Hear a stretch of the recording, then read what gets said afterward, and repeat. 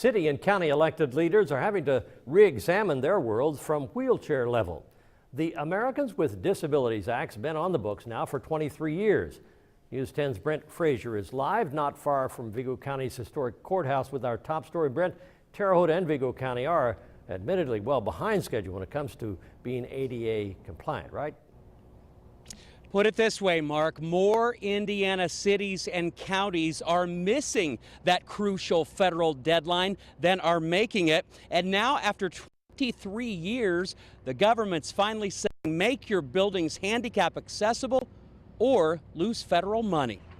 Despite this mad dash to make everything handicap accessible, the feds have actually been fairly lenient when it comes to the law. There just never was a push to be compliant with it. Judy Anderson and her fellow Vigo County commissioners are now out front of a county-wide makeover, an assignment to retrofit all county-owned buildings, properties, parks, sidewalks, and curbs.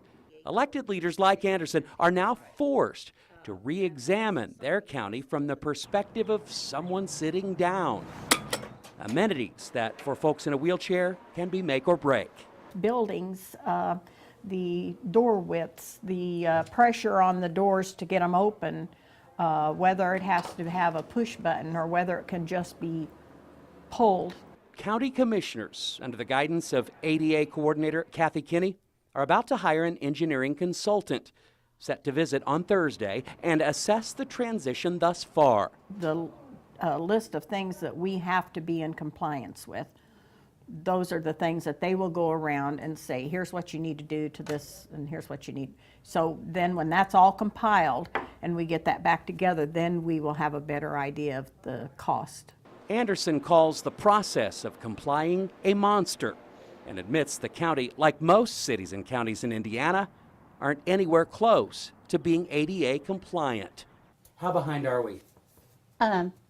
I think if they give us 2 months, 3 months, we'll be okay.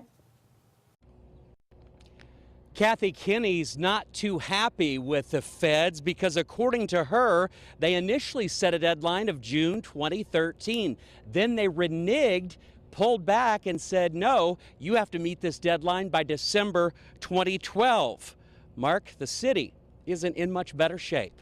Live in Terre Haute, Brent Frazier, News 10. Thank you, Brent.